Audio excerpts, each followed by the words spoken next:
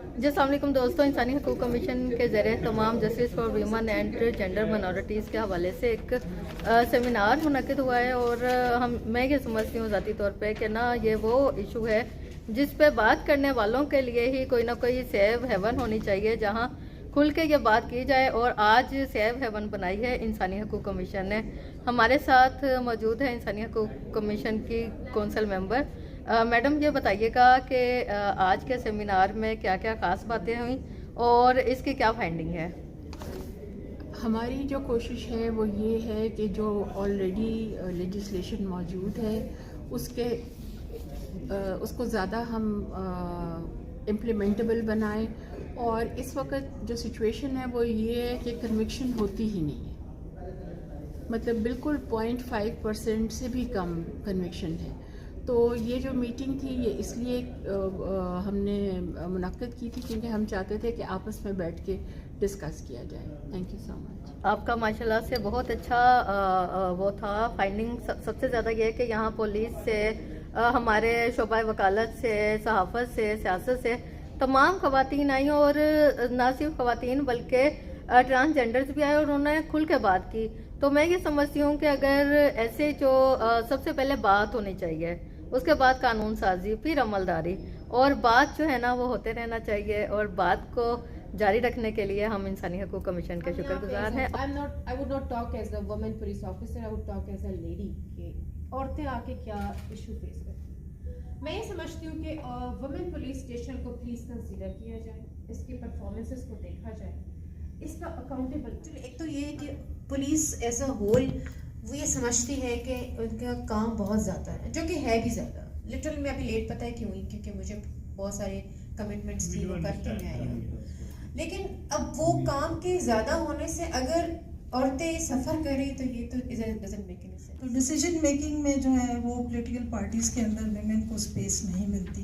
तो बाकी जो ये जो रिज़र्व सीट्स हैं इन पर भी हम कहते हैं चलो हमें ये रिज़र्व सीट्स दे दी। और पार्टी स्ट्रगल साल से हम कर ही रहे थे और हुई, उसका भी समर है। इसके अंदर अगेन वो फिर मोस्ट मार्जिनलाइज तबका जो है वो फिर भी पीछे रह गया। उनको नई पॉलिटिकल पार्टीज नॉमिनेट करके लेकर आती ताकि उनकी भी एक प्रेजेंस को इंश्योर किया जाए। तो मुझे ये लगता है कि पॉलिटिकल पार्टीज के अंदर ही से कुछ ठीक हो जाए सिस्टम, तो फिर बाकी सिस्टम जो उस पर इम्पैक्ट। 2020 में तहफ़्फ़ुज़ सेंटर्स खोले गए। पहला तहफ़्फ़ुज़ सेंटर रावलपिंडी प्रोविंस पंजाब का रावलपिंडी डिस्ट्रिक्ट में खुला, जिसमें एक ट्रांसजेंडर पर्सन को मौका मिला कि वो उसको लीड करे। सो सिस्टम के अंदर आपके पास जब तक वो लोग मौजूद नहीं हैं जो जेंडर की कैटेगरीज हैं, जेंडर का नाम सुनते ही औरत नहीं आना चाहिए इस खाने में। जेंडर एक वाइडर टर्मिनोलॉजी है जिसमें ट्रांसजेंडर लोग मौजूद हैं, जिसमें ट्रांसजेंडर लोगों की बहुत सी रंग मौजूद हैं। इट्स नॉट जस्ट अबाउट ख्वाजा सरा जो आपको सड़कों पे दिखते हैं, it's all about trans woman, it's all about trans man, it's all about non binary transgender persons. ख्वाजा सरा उसमें एक कैटेगरी है, फिर यूनक हैं, फिर इंटरसेक्स लोग हैं। सो जेंडर की जो हमारे मुल्क की रिकग्नाइज्ड सूरत हाल है वो बड़ी जो है वो बाइनरी से बढ़ के है, दो खानों से बढ़ के। इंफॉर्मेटिव डिस्कशन सुबह से हम ये जो दोपहर से सुन रहे हैं, quite a lot of things I have learned personally from all of you, the challenges. लेकिन मुझे जो एक समझ नहीं है, हम जस्टिस की बात कर रहे हैं लेकिन पाकिस्तान में इस वक्त जस्टिस भी हमें इक्वल राइट्स नहीं देता और उसको भी रिव्यू करने की ज़रूरत है और उस पर भी डिबेट होनी चाहिए। अब अगर हम पॉलिटिकल पार्टीज़ के अंदर हमने वुमेन्स राइट्स और राइट्स की बात करें तो मेरी जितना एक्सपीरियंस है वो ये है कि अभी तक तो पॉलिटिकल पार्टीज़ के अगर आप मैनिफेस्टोज देख लें तो उसमें तो राइट्स की बात होती है, ज़ीरो टॉलरेंस टू वायलेंस भी है, ये सारे मैनिफेस्टोज में हैं। और कुछ पार्टीज़ ने कुछ काम किया भी है इस पे when they came into power। लेकिन जनरली अगर आप देखें तो पॉलिटिकल पार्टीज़ की जो लीडरशिप है या काउंसिल है उसमें तो ये लेजिस्लेशन डिस्कस ही नहीं होते। ख़वातीन अगर एक दो हों जिनको अगर जगह मिल गई पार्टी के अंदर वो भी बैलेंस नहीं होता। अगर मिल जाए, वो अगर कोई बात कर ले तो उसको इतनी इम्पोर्टेंस नहीं मिलती, और ना ही ये लेजिस्लेशन जितनी आती है, तो वो जब तक पहले पॉलिटिकल पार्टीज में डिबेट ना हो तो पार्लियामेंट में तो फिर डिबेट सुपरफिशियल ही होगा उसमें. All these things are discussed and decided outside, और पार्टीज के जो लीडर्स हैं वो भी पूरी तरह पार्टी के काउंसिल्स को और मेंबर्स को कॉन्फिडेंस में नहीं लेते. तो लेजिस्लेटिव प्रोसेस जो है हमारा, उसको भी देखना चाहिए, और विद इन पॉलिटिकल पार्टीज जो डिबेट ऑन राइट्स है तो वो भी देखने चाहिए. फाइनली मैं समझती हूँ कि जो हम नहीं देख रहे वो ये है कि I come from Pakhtunkhwa and I have also been a member of this parliament, और I know the challenges, क्योंकि ख़वातीन जो members हैं वो काफ़ी ज़्यादा challenges का within the party, society and in the parliament they face a lot of challenges and it's not very easy for them.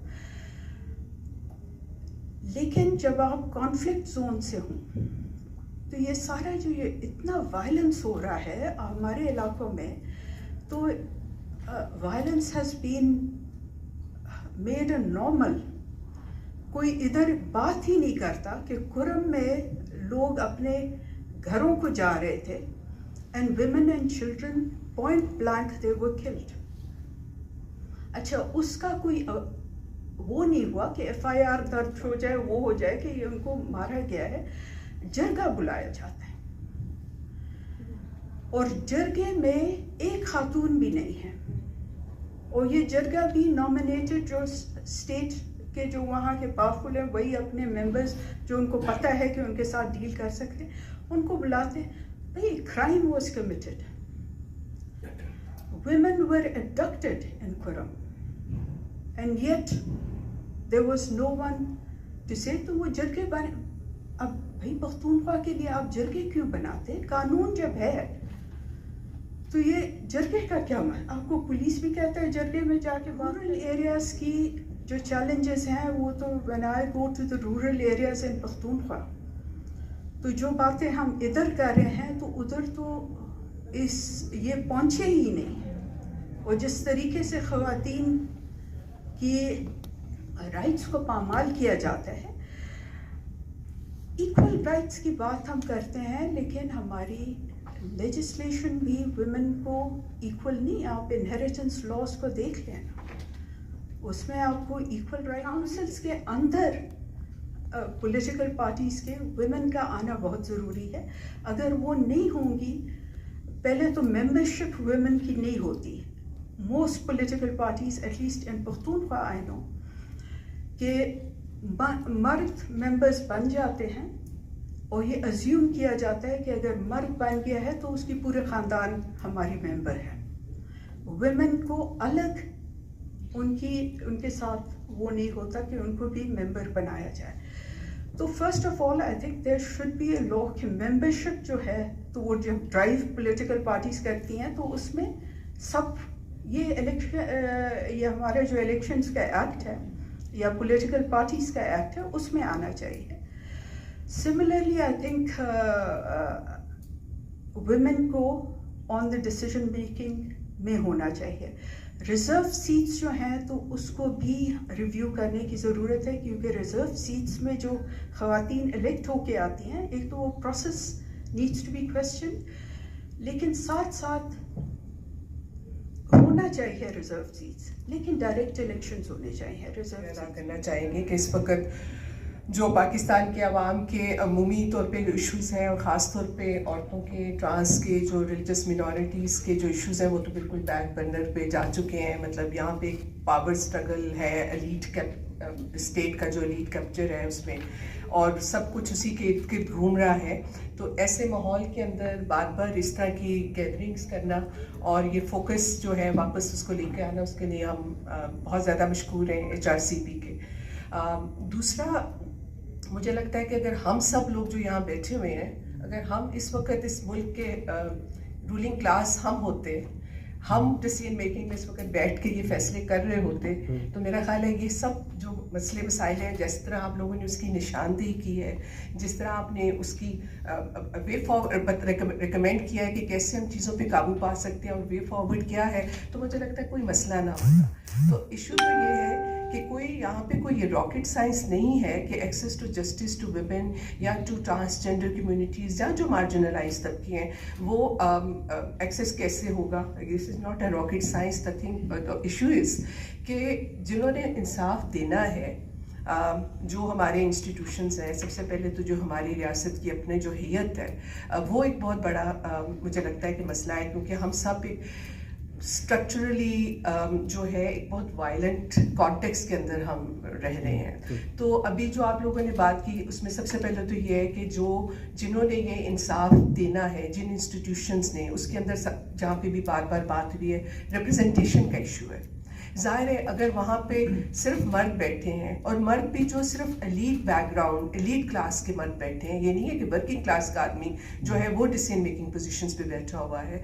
تو جب آپ کے اسٹیٹ انسٹیٹیوشنز کے اندر، اسٹیٹ سٹرکچرز کے اندر جو نمائندگی ہے عوام کی، اور عوام میں عورتیں بھی ہیں، مرد بھی ہیں، ٹرانسجینڈر بھی ہیں، مذہبی اقلیتیں بھی ہیں، اور قومیتوں کا جو اتنا بڑا سوال پاکستان کے اندر ہے کہ ایک پاکستان کی جو فیڈرلزم ہے اس کے اندر کس طرح ہم بیسیکلی جو کثیر القومی مملکت ہونے کے باوجود ہم جو پروونشل اٹانومی ہے اس کو کس طرح سے ان کے ریسورسز کو ہم پچھلے 77 سال سے گریب کر رہے ہیں، ان کو ان کے رائٹس نہیں مل رہے ہیں، اور اس کی وجہ سے اب پاکستان کے اندر جو صورتحال ہے پولیٹیکلی جو وہ آپ سب کے سامنے ہے. میں اس پہ زیادہ بات نہیں کروں گی ٹاپک پہ رہتے ہوئے.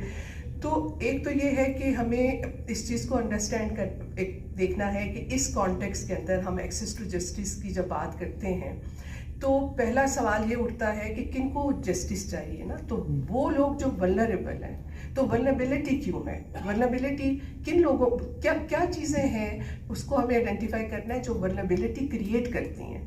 مطلب عورت ہونا ولنریبلٹی یا یا ٹرانسجینڈر ہونا نہیں ہے. ہماری آئیڈینٹیٹیز جو ہیں ان کو وہ ولنریبل کیوں ہے کہ ان کا ایکسیس ٹو ریسورسز جو ہے سوسائٹی نے کنٹین کیا ہوا ہے. وہ مائنڈ سیٹ جو ہے جس کو ہم کہہ رہے ہیں وہ پیٹریارکل مائنڈ سیٹ، وہ ٹرانسفوبیا کا مائنڈ سیٹ، وہ مذہب کا جو ایک آپ سمجھیں کہ جو ڈومیننٹ مائنڈ سیٹ ہے، تو اس نے ہماری ولنریبلٹی کریٹ کی ہوئی ہے. کیونکہ سب سے پہلے یہ ہے کہ وائلنس کا اگر جو کانٹیکسٹ ہے یا جو بھی رائٹس کی وائلیشن ہے وہ ایک پاور کانٹیکسٹ میں وہ وائلیشن ہوتی ہے. تو جو ریسیونگ اینڈ پہ ہے، ٹھیک ہے، اس کو ہم نے کیسے ایمانسیپیٹ کرنا ہے، اس کو کیسے ہم نے امپاور کرنا ہے، ٹھیک ہے نا. تو جو بہت ساری ریکمینڈیشنز میں سمجھتی ہوں کہ جو یہاں پہ آئی ہیں وہ مجھے لگتا ہے کہ اس کو ہم ایک اس فریم ورک میں ڈال سکتے ہیں کہ preventive, protective and supportive frame work ہے. اگر اس کے اندر ہمیں اس کو ڈالنے کی ضرورت ہے. لیکن ظاہر ہے کہ ہم ریکمینڈیشنز تو ابھی اس پہ بات آپ لوگوں نے آپ کی طرف سے وہ ریکمینڈیشن آئی ہیں میں نے نوٹ ڈاؤن کی ہیں. بات پھر الٹیمیٹلی وہی آئے گی کہ یہ ریکمینڈیشنز پہ امپلیمنٹیشن کون کرے گا.